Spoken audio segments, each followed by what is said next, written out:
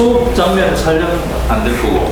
아니 이건 되는데 이제 모델 있을 때는 촬영이 안 되고요. 하지 말고. 네. 그 다음에 수업은 지금 일어난 30분, 40분 뭐 좀 하고 40분 하고 이렇게 하는데 뒤에 올 사람들이 좀 몇 명 있어요. 괜찮죠. 그러니까 강의하고 있으면 못 보고 슈가 이 모델분 아시는 것 같아? 네. 이동수라고 예전에 우만년에서 누드 크로키 수업이 했대요. 예전에 그 1년 프로그램 몇 년씩 이렇게 하고 있는데 나중에 보시면 아실는지 모르겠고요.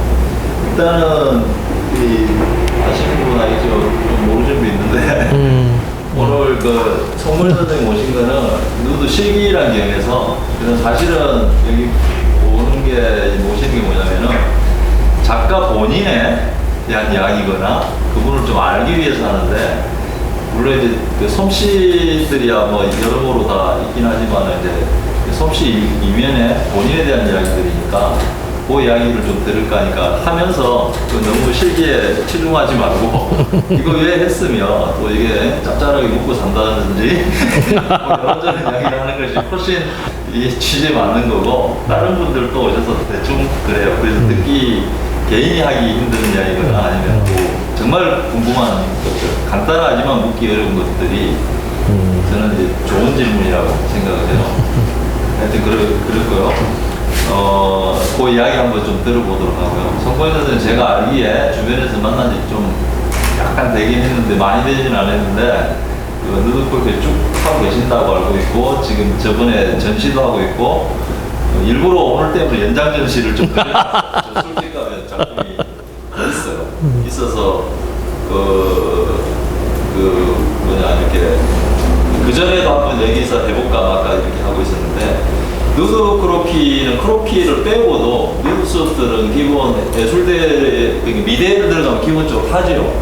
이 순수 쪽에서는 대학 그 다음에 뭐 조각 뭐 사진도 뭐 하긴 하는데 그 이해 그러니까 초기에 이해 정도가 좋아야 되는 거죠. 그래서 수업하기 전에 항상 교수님이나 이렇게 말씀하시고 뭐 이거 전문 아니다 하면서 이렇게 사람과 사람 간에 있는 교화 그다음 그걸 뭘 어떻게 해야 되는지 기본적으로 알고 시작을 하죠. 그렇지만 우리 사회가 많이 보수적이어가지고 이 항목에 대해서는 상당히 가십거리도 있고 뭐 여러 가지 있지만 우리가 이제 그 정도의 그러니까 인생남들은 되는 거죠. 충분히 된다고 좀 생각을 하고요. 저도 학교 때 수업을 하기도 했고 또 학교 나가서 또 강의도 하면서 이렇게 하기도 했는데 그 전에로 이렇게 여학생들하고도 이렇게 수업할 때가 제일 어려웠어요. 수업을 이렇게 시키시는 분이 힘들다는 거예요. 그냥 받는 사람들은 그렇게 어렵지 않아요. 그냥 그리거나 이렇게 하면 되는데 좀 일례를 해봐서 아는데 여기까지는 제가 좀 안 찬다고 했고 어쨌든 그 한국미래총의 부분 수업에 와주셔서 감사드립니다. 감사드리고 오늘 좀 특히나 오늘 같은 호흡을 잘 맞춰서 수업이랑 강연 잘 끝나고 또 뒤풀이 가서 여러모로 또 이렇게 궁금한 것들도 물어보는 그런 시간 치중에 갖는 시간으로 하겠습니다. 오늘 수고해 주신 송건 선생을 소개합니다.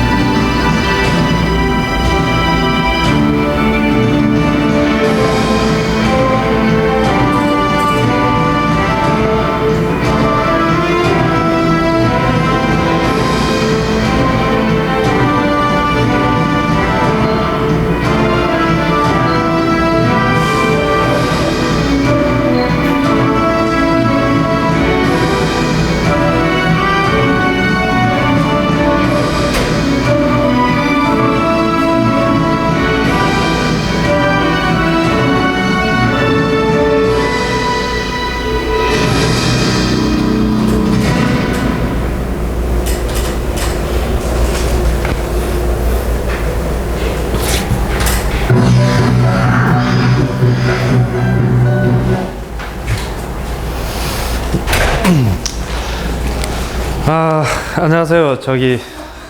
저는 송건일입니다. 제가 제 소개하기 전에 몇 가지 좀 부탁드릴 게 있어가지고, 혹시 이렇게 누드 그렇게 해보신 분 있으신가요? 혹시 그러면 혹시 미대 혹시 나오신 분, 네, 뭐 어떤 과 나오셨나요? 네? 그럼 누드 그렇게 많이 해보셨겠네. 크로키를 하진 않고. 누드. 옛날에 왜냐면 혹시나 했어요. 왜냐면 이제 우리가 조금 있다가 강의 끝난 다음에 직접 이제 모델이 나와가지고 우리가 한번 그려볼 수 있는 그런 기회를 가질 건데, 우리가 모델과의 그 관계에서 가장 중요한 게 매너거든요. 매너. 그러니까 그 부분을 잠깐 제가 먼저 시작하기 전에 말씀을 드리고, 왜냐하면 모델과의 그 관계는 굉장히 친밀하면서도 굉장히 중요합니다. 그래서 서로 존중하고 어떤 관계를 굉장히 배려를 해주면서 기다려 줄 줄도 알고, 이런 관계가 좀 굉장히 중요하거든요. 그렇기 때문에 혹시 이제 수업 중에는 되도록이면 이제 말씀을 안 하시는 게 굉장히 중요한 거고, 그리고 또 일단은 진행을 할 때는 되도록이면 움직이지 않은 게 좋은 거고요. 그 다음에 이제 끝나고 이렇게 했을 때는 서로 이렇게 격려 박수 해주시고, 그 다음에 이제 제일 중요한 게 이제 혹시라도 제가 이제 어릴 때 대학 때 그런 이야기를 하더라고요. 이제 밖에서 만나거나 그러면 서로 이제 인사 정도는 하지만은 어떤 그 이상의 것은 이렇게 서로를 존중해 주는 거, 그러니까 보호해 줘야 되는 그런 부분이 꼭 필요하다는 거. 그 부분을 왜 그런 거 있잖아요. 뭐 저도 차 타고 가다가, 예전에 버스 타고 가다가 대학 때 모델을 만났는데 굉장히 당황스럽더라고. 근데 그때 당황하지 마시고 그냥 인사 정도 하고 그냥 편안하게 이렇게 해주셔야지, 서로 어떤 그런 것들을 인권에 대한 침해가 될 수 있는 부분들이기 때문에. 그 다음에 이제 사진 촬영이나 이런 건 절대 안 되고요. 그리고 이제 그런 부분들을 좀 잘 지켜주시면 이렇게 그렇게 하는데 굉장히 즐거움이 많이 있습니다. 그러니까 아시는 분들은 아시겠지만, 그래도 혹시나 해서 모르는 분들한테는 또 그런 것을 서로 가져야 되지 않을까, 이런 생각이 들어서 제가 이렇게 드렸고요. 저는 오늘 이제 좀 이야기하고자 하는 것 중에 하나가 뭐냐면, 누드에 대해서 우리가 이야기를 하다 보면 대부분의 누드 하면 서양화, 평면적인 것을 많이 이야기하거든요. 근데 이제 저는 원래 조각을 전공을 했기 때문에 약간 오늘은 뭐 70~80%는 조각에 관한 쪽으로, 왜냐면 그렇게 누드를 조각적인 방법에 대해서 이렇게 받아들이면 또 새롭지 않을까. 왜냐하면 기본적으로 이렇게 서양화 하시는 그런 어떤 예전에 어떤 명화들이나 이런 것들도 준비는 돼 있지만은, 그래도 어떤 조각에서의 누드, 이제 인체에 대한 이런 부분들을 좀 중점적으로 좀 이야기를 하려고 합니다. 그래서 그 부분을 먼저 이렇게 이야기하고요. 한번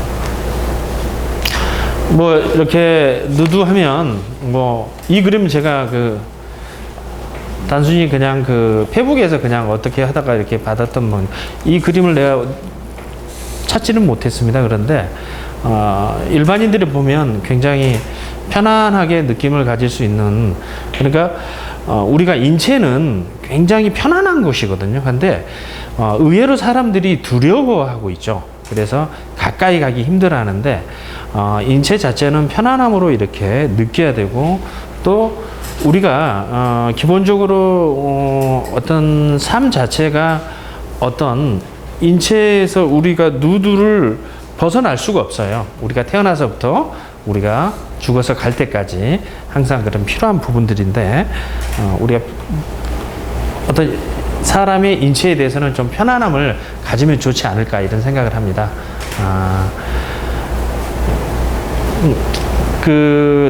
제가 좀 오늘 좀 설명하고 싶은 것 중에 하나가, 이제 제 소개를 좀 해야 되는데,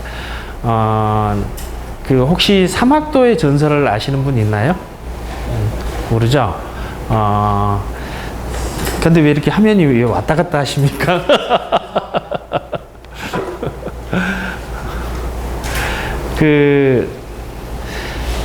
저쪽 그 남도 끝에 가면 목포란 도시가 있어요. 목포란 도시가 있는데 거기 가면 유달산이 있고 사막도가 있습니다. 그런데 저는 그곳에서 태어났거든요. 그래서 그곳에 대한 전설을 잠깐 이야기를 해드릴게요.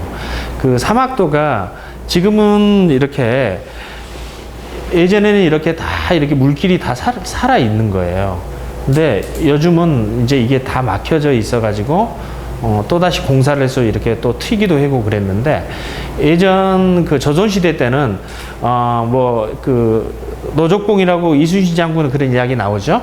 그런 어떤 그 지역일 수도 있어요. 근데 이 부분이 그때 당시에는 조선시대 때는 이렇게 굉장히 숲이 울창해가지고 그 관군들만 이렇게 사용할 수 있게 땔감용으로 사용하고 일반인들은 사용 못하게끔 돼 있는 그런 곳이라고 그러더라고요. 근데 이게 이제 아주 옛날에 전설에 이렇게 유달산에 아주 멋지고 잘생기고 힘이 강하고 뭔가 수련을 하고 있는 한 청년이 있었대요.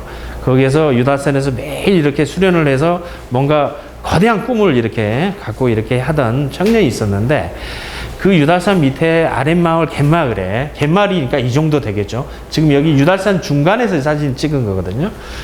거기에서 그 새 처녀가 있었대요. 새 처녀가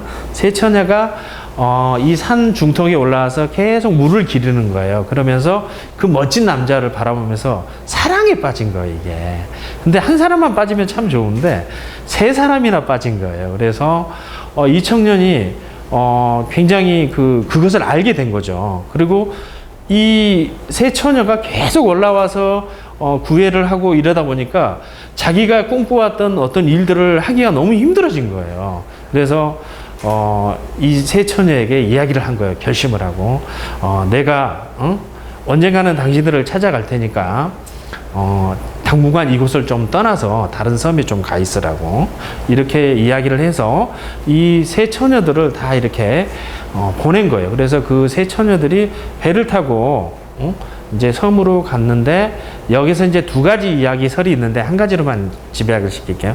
그 사람들이 기다리다 너무 지쳐가지고 결국은 이 사람들이 식음을 전폐하고 기다려도 연락이 없고 이렇게 해서 거의 죽어간 거예요. 그러면서 이 새 처녀들이 죽으면서 이 학으로 이렇게 다시 태어나가지고 계속 또 유달산을 맴돈 거예요. 그러니까 이 청년이 수련을 하고 이제는 뭔가 되겠다 싶었는데 또 학들이 계속 괴롭히는 거야. 계속 왔다 갔다 하니까. 그래가지고 이 사람이 굉장히 활을 잘 쏘는 그런 사람이었대요. 이 청년이. 그래서 이 활로 이것을 그냥 몇 번 계속 쏘아야 되니까 이게 그것을 학들이 다 맞고 세 마리 학이 맞아서 이렇게 떨어진 거예요. 이렇게 하나하나. 그 떨어진 자리에 세 개의 섬이 생겨서 어떤 사막도라는 어떤 전설이 이렇게 생긴 거예요. 굉장히 슬픈 전설이죠. 근데, 그래서 이게 굉장히 아름다워요. 예전에는 이렇게 배들이 이렇게 들어가고 나오고 했는데 제가 이것을 보여주는 이유는 이게 그 일제강점기에 그 목포란 도시가 굉장히 그 일본인들이 강세가 돼가지고 왜냐면 모든 그 호남의 곡물들을 침탈하기 위해서 이쪽이 가장 좋아요. 지금 현재 이런 건물들이 다 그 옛날 일본식 건물들이에요. 근데 여기가 보면 대부분이 굉장히 그 아주 정비가 잘 돼 있어요. 지금도 가서 보면 정비가 잘 돼 있는 옛날 건물들인데도 길들이 잘 돼 있어요. 그리고 이제 이쪽 끝 오른쪽 편이나 이쪽 끝에 못 사는 데는 다 한국인들이 사는데 거기는 막 이렇게 우리 한국인 특징이 그거 있잖아요. 뭐 불규칙적인 어떤 아주 아름다움 이런 게 있죠. 근데 그런데 이게 이 섬들을 그 일본인들이 그 당시에 이렇게 그 뭐라죠 개항하기 이전에 벌써 몰래 사들여 가지고 이 땅을 막 개발시키고 이렇게 아주 못된 짓을 했더라고. 그래서 나중에는 그런 문제들이 다 해결됐다고 하는데 이 슬픈 이 사막도가 굉장히 많이 변해 버려요. 그래서 요즘 현재 이 사막도가 지금 봐요. 아까 그 아름다운 사막도 모습은 없죠. 이렇게 다 이제 뭐 배가 들어오고, 그 전에는 10년, 20년 전만 해도 여기 굉장히 큰 그 이렇게 뭐라죠, 이렇게 창고식의 그런 그 제분, 그 밀가루 뭐 공장 이런 거 세워져 가지고 그것도 다 이제는 없앴는데, 없애고 개발을 다시 예전으로 복구를 시킨다고 하는데 이런 방식으로 복구를 해놓은 거예요. 그래서 너무 가슴이 아파요. 뭔가 자연스러운 모습이 아니라 억지, 꼭 그 이명박 정권의 하는 모습 그대로의 어떤 모습 같아요. 근데 참 안타까워요. 이 도시에서 저는 태어나고, 이 도시가 굉장히 그 문학인과 그다음에 예술인들이 많이 배출이 되는 곳이에요. 그 가까이 노는 우리 선배님, 그 홍성남 선배님도 저희 선배님이고 같은 그 학교 선배님이시거든요. 근데 그분은 또 여기서 배 타고 더 들어가야 되죠. 저 섬으로 들어가야 되는 그런 부분이죠. 뭐 김지아 씨도 여기 목포 출신이고, 굉장히 많더라고, 이렇게 찾아보니까. 그런데 이제 누드를 우리가 생각을 하다 보니까 우리가 지금 역사 공부를 할 수밖에 없어요. 누드의 역사는 우리 인간의 세상의 시작과 더불어서 같이 생긴 거예요.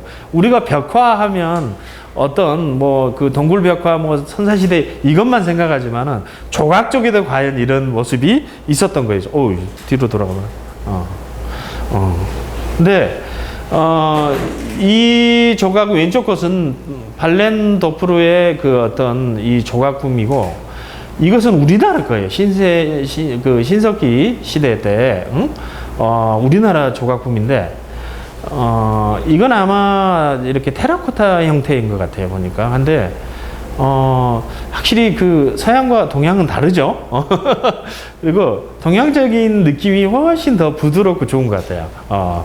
그 역시 여기 이쪽은 다산을 목적으로 굉장히 그 건강한 어떤 그런 모습인데, 역시 동양인들은 약간 왜소하면서 그 선들이 살아있죠. 이 선과 이 선은 굉장히 다른 것 같아요. 그래서 이걸 보면서 참 조각 쪽에서도 이렇게 찾아보니까 이런 모습이 있구나 하는 그런, 저도 나름 공부가 좀 됐었습니다. 그래서 제가 아까 말씀드린 조각 위주로 좀 갈 겁니다. 그래서 고대 그리스인들의 그 누드를 좀 생각을 해보니까, 첫 번째 보면 고대 그리스인들은 인간을 신처럼 보이게 하는 것이 가장 완벽한 방법은 그 나체를 드러내는 것이라고 이렇게 생각을 했나. 그래서 옛날 그리스 조각상들 보면 이제 누드가 등장하는 이유가 그런 모습인데, 남자들은 거의 성기까지 다 표현을 해줘요. 그게 그 어떤 그 서양 쪽의 그 어떤 남자들은 강인하고 진취적이고 어떤 힘이 있는 그런 모습들이 굉장히 힘과 가까운 그런 모습으로 하고, 그때 당시에도 그 여자들은 약간 가린 그 비너스상 같은 거 보면 어때요? 약간 가리죠. 이렇게 가리게 만들고 여자를 한 단계 더 낮게 이렇게 본 거예요. 그런데 이제 그런 누드의 그런 개념이 바뀌는 시기가 르네상스 시대에 오면서 이제 바뀌게 되는 거죠. 근데 그 부분에 대해서 이제 한 번씩 짚고 한번 넘어가 봅시다. 이거 아폴로상 많이 보셨죠?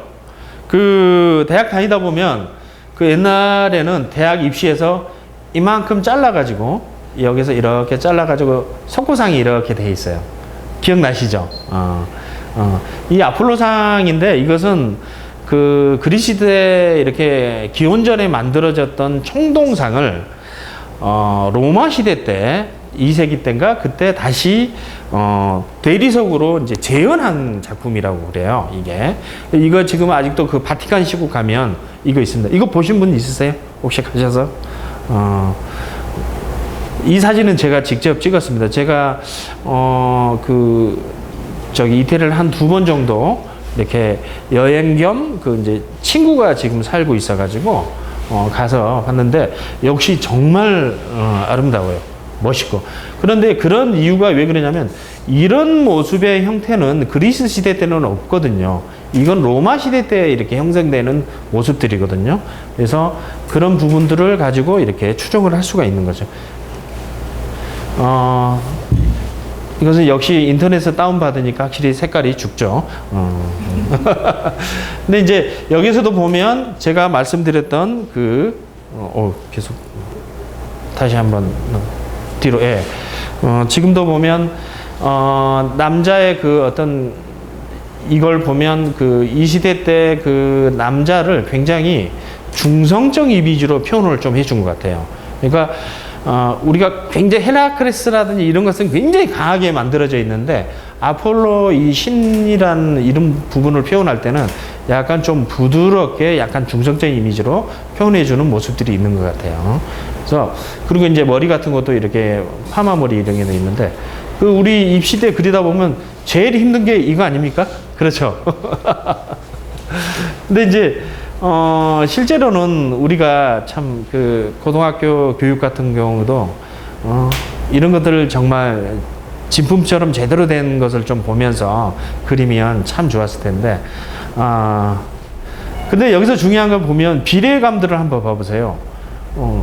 비례감이 거의 8등신 이상이 되는 느낌으로 이렇게 보여요. 그러니까 역시 우리 인간이 아닌 신의 어떤 모습을 표현을 하다 보니까 이런 모습들이 나온 것 같아요.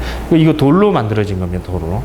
대부분의 여기 나오는 것은 거의 돌로 만들어졌다고 생각하시면 돼요. 이거 토르소 너무 멋있죠. 저는 이것을 거기서 직접 찍으면서도 그냥 그 자리에 앉아서 그리고 싶다는 생각이 막 들더라고요. 그래서 지금 다 깨져버리고 지금 이런 상황인데도 이 남성의 강한 힘, 이것을 표현해주는 이런 모습. 그러니까 누드는, 그러니까 우리가 르네상스 이전에는 거의 남자 것이 많다고 생각하시면 돼요. 여자는 거의 없어요.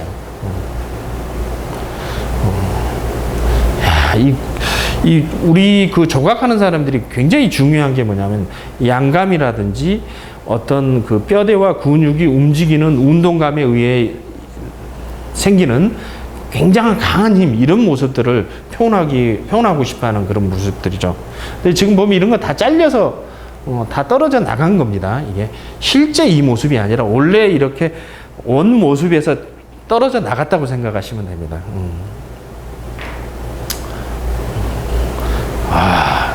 대단하죠. 이런 복근이나 이런 대흉근 이런 걸 보면 우리가 이제 크로키를 할 때 조각한 사람들이 이런 걸 중요시 여겨요.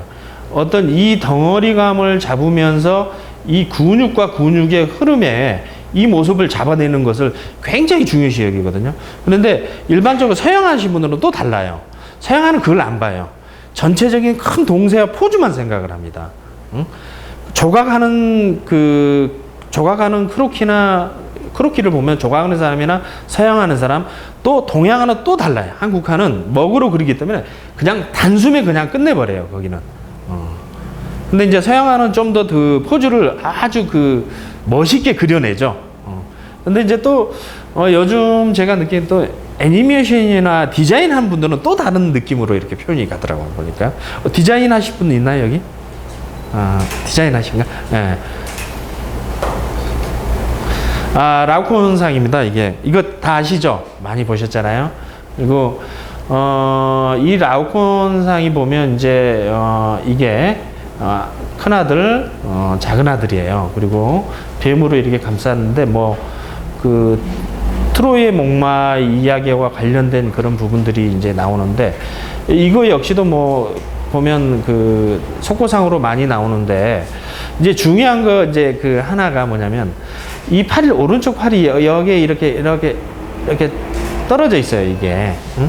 원래는 온본은 과거에 그러니까 미켈란젤로 시절 이전에는 이게 잘려져 가지고 이게 공중 목욕탕에서 이게 발견이 된 겁니다. 그래서 이것을 그러면 어떻게 잘려져 나간 이 나머지 부분을 뭔가 복원을 해야 된다고 해가지고 그때 당시에 문제들이 좀 있는데, 왜냐면 미켈란젤로는 거의 천재거든요. 그래서 이 근육의 움직임을 가지고 여기 뒤에 이 팔이 어떻게 생겼는지를 가늠할 수가 있는 사람이 있는데, 일반적으로 그것을 그때 당시에 복원할 때는 그 천재의 말을 듣지 않고 자기들 마음대로 한 거예요. 그러니까 요즘도 우리나라가 그러죠. 굉장히 정말 진정한 전문가들의 이야기 안 듣고 자기들 마음대로 해나가는 그런 부분인데 그런 부분이 약간 사진이 이 뒷장에 나올 건데 여기 보면 이렇게 잘려 있죠. 근데 이게 결국 그 나중에 400년 그러니까 1950년대 52년인가 이 팔이 발견이 됩니다. 발견이 되는데 그 전과 한번 그게 왜 문제가 되는지 한번 찾아볼까요? 왜 그러지? 그 사진이 어디 갔지? 그게 빠졌나 보다. 그러니까 어떻게 됐냐면요. 사진이 없나 봐요. 뒤로 좀 내보죠. 발견이 아직 들린 거 아니에요? 그게 빠졌나 봐요. 그 자료가. 어쩔 수 없네. 그냥 아까 거기 라우콘 다시. 그 자료가 왜 빠졌지? 실제로는 지금 이게 팔을 이렇게 꺾어서 이렇게 돼 있는 부분인데 복원 당시에는 이렇게 만든 거예요. 이렇게 팔이 이렇게 돼가지고 이 팔이 이렇게 길게 꺾여서 뒤로 가는 게 아니라 이렇게 길게 이렇게 나와가지고 뱀이 그대로 감싸게 만드는데 그래서 나중에 이제 이게 미켈란젤로 시대 때는 미켈란젤로가 이 모양이라고 이야기를 했지만 그때 당시 발견이 안 됐기 때문에 몰랐었던 거죠. 근데 이게 1952년도에 다시 발견돼가지고 이 팔이 어디 공방에서 발견된 거예요. 그래서 맞춰보니까 딱 맞는 거예요. 근데 그게 벌써 400년 전에 미켈란젤로가 말했던 게 맞았던 거예요. 근데 그 사진이 있었는데 그게 빠졌나 봐요. 참 아쉽네요. 근데 이런 그 근육들이나 이런 걸 보면 어마어마해요. 뭐냐면 지금 조각가들은 표현을 못해요. 이 정도까지는. 어떻게 보면 좀 표현할 수 있는 쪽이 보면 지금 이태리 까라라 쪽에 그 장인들이 좀 있고 제가 알기로는 이제 그 중국이나 그 이제 북한 쪽이 이 어떤 리얼하게 만드는 것은 굉장히 잘 만드는 걸로 알고 있어요. 근데 아무래도 한국에는 이런 작가들이 이제는 거의 이제 사라졌죠. 그 과거 그래도 7, 80년대에 그런 작가들이 몇 명 있었는데 지금은 거의 이제는 그런 부분들이 없어지고 그리고 이제 이렇게 돌을 구하기가 힘들어요. 저런 돌을. 그 이야기는 좀 이따 하고요. 너무 저 이야기만 하면 재미없을 것 같아가지고요. 이게 제 과거 사진입니다. 과거 어릴 때 그 우리 저기 가족 그 우리 아버님이고 이렇게 찍었던 사진인데 혹시 뭐 여기에서 저를 한번 찾아볼 수 있을까요? 세 번째? 두 번째가 가족 사진이 이렇게 찍어. 우리 가족이 6남매거든요. 근데 마지막 둘은 안 찍었어요. 그때 태어나지 않았나 봐요. 우리 아버님이고 이게 이제 지금 여수에 계신 우리 누나, 그다음에 이제 지금 사업하고 있는 우리 형, 그다음에 이제 저거 이제 동생입니다. 제가 오늘 좀 선물을 준비를 못 해가지고 선물을 준비했으면 이게 주려고 했는데 조금 아쉽습니다. 그래서 이제 그 르네상스 시대로 다시 이제 와야 됩니다. 왜냐면 미켈란젤로가 있고 이 시대로 오면 여성 누드의 이제 시작이 이제 이 시대 때 시작을 했다고 이제 보이죠. 계속 잘못 눌러.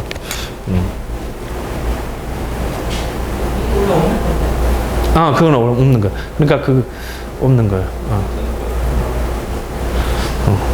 아까 그 조르존에부터 어떤 여성 누드가 이제 어떻게 보면 이제 등장하기 시작한 거죠. 그리고 아주 자연스럽게 이제 보이는데 저는 여기에서 이제 조각 쪽으로 이제 가려고 하다 보니까 어쩔 수 없이 미켈란젤로를 다루고 가야 돼. 우리 조각사에서는 굉장히 중요한 게 미켈란젤로를 다루지 않으면 우리 조각사는 이렇게 이루어지지가 않습니다. 그리고 오늘 보여주는 그 몇몇 사람이 세계 조각사의 가장 큰 흐름이라고 그것만 알면 조각사를 다 알 수 있는 거죠. 그 서양화는 굉장히 구분이 많잖아요. 너무 복잡하잖아요. 하지만은 조각은 그렇지 않습니다. 단순합니다. 가끔은 근데 이제 그 미켈란젤로는 우리가 너무나도 잘 알고 있잖아요. 그래서 미켈란젤로의 어떤 모습을 우리가 이제 사진으로 볼 수 있는데 그 천지창조 부분이죠. 이 부분은 정말 저도 지금도 뭐냐면 가끔씩 이걸 따라 그립니다.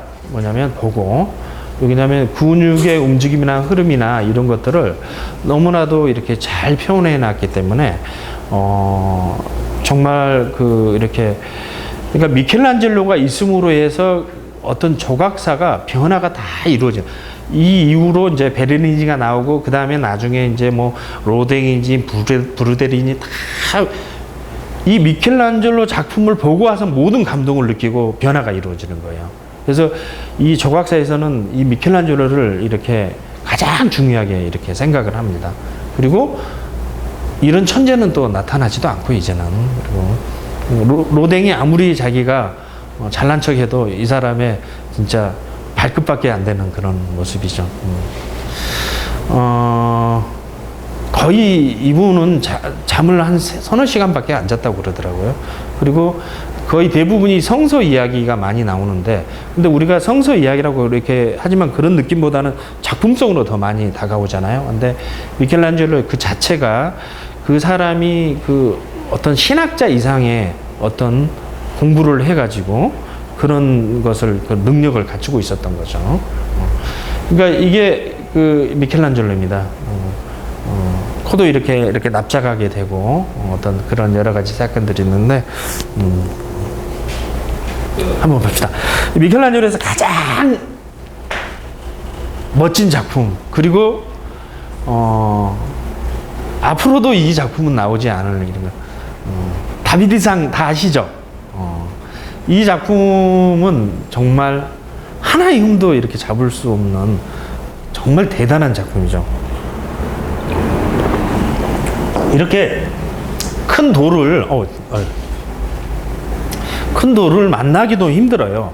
나중에 이제 이탈리아에 대한 지역을 설명하면서 내가 하겠지만, 이탈리아에 까라라라는 곳이 있습니다. 까라라. 돌 조각한 사람들은 뭐 까라라로 유학 간다고 하죠. 그게 이제 그 지역에 가면 좀 그 지역 자체가 한번 봐볼까? 뒤에 있으려나? 여기 있다. 자, 이게 이탈리아의 까라라는 지역입니다. 이게 뭐냐면, 이게 눈이 아닙니다. 이게 대리석이에요. 다 대리석. 그러니까 대리석을 계속 깎아내다 보니까 하얗다 보니까 그 부분이 눈처럼 보이는 거예요. 눈처럼. 그래서 그 까라라 산을 저도 이제 올라가 봤는데, 한쪽 지역이 폭포처럼 이렇게 쫙, 이제 이건 위에서 유생사진이지만은 옆에 지나가다가 사진 찍어 놓으면 보면 폭포처럼 보이는데, 그게 이제 미켈란젤로 계곡이라고 있어요. 거기는 미켈란젤로가 거기서 돌을 캐낸 거죠. 그래서 그걸 운반해가지고, 옛날에는 어떻게 운반했겠어요? 그것 하나 정말 수레를 이용해서 소들이 끌고 와가지고, 여기가 산이거든요. 산맥인데, 이 부분들이 다 돌들이에요. 돌들을 캐는 애, 광산이에요. 이것을 끌어내려가지고 어떻게 했어요? 이렇게 바닥까지 오는 거예요. 이 까라라 이 전체의 대부분은 대리석의 집산지죠. 그래서 까라라 하면 지금은 전 세계 돌들이 다 이리 모여요. 그래서 재가공이 돼서 다시 전 세계로 나옵니다. 우리나라 뭐 강남에 보면 이태리석 하는 게 다 여기에서 다 오는 거죠. 여기에서. 근데 여기에서만 캐지는 게 아니라 전국 전 세계 남미서부터 해서 그리스 다 이렇게 그쪽에 돌들의 이름들이 있거든요. 그것들이 다 이렇게 이쪽으로 모여서 재가공이 돼서 다시 전 세계로 퍼져나가는 거죠. 그런 역할을 요즘은 이제 중국에서도 좀 해요. 우리가 대리석 하면 대리라는 말이, 대리라는 도시가 있어요, 중국에. 거기가 돌들의 집산지예요. 거기도 또 돌들이 나오는데요. 그건 나중에 또 어떤 기회 있으면 또 이야기를 하고요. 보면 이 옆에서 찍은 모습입니다. 이게 지금 이렇게 이 돌들이거든요. 그러니까 아까 미켈란젤로 작품 같은 거 하나 이렇게 나오려면 한 5m짜리 돌, 아무런 흠이 없는 그런 돌들을 찾아야 되는 거예요. 그러면 그 돌들을 여기 보면 이게 두부처럼 막 깎아내요. 그러니까 우리나라는 돌을 캔다고 하면 폭파시키잖아요. 그게 아니라 긴 줄톱 같은 걸로 일일이 잘라요. 그래서 큰 돌들을 거의 이것보다, 그러니까 건물만한 크기 정도로 이렇게 잘라내는 거예요. 그래서 거기서 다시 세분화시켜서 또 이렇게 만들어내고 그러는 그런 돌들을 이렇게 흠이 없고 아주 깨끗한 돌들을 보면 아까 그 다빈드산 같은 이런 걸 보면 뭐 비앙카라든지 아니면 뭐 비앙쿠라고 이렇게 보통 그렇게 한 아주 하얀 돌, 뭐 스토토 아리온가 이렇게 뭐 이런 우유빛 색깔 이런 거 그런 돌들이 이런 데서 나오는데 요즘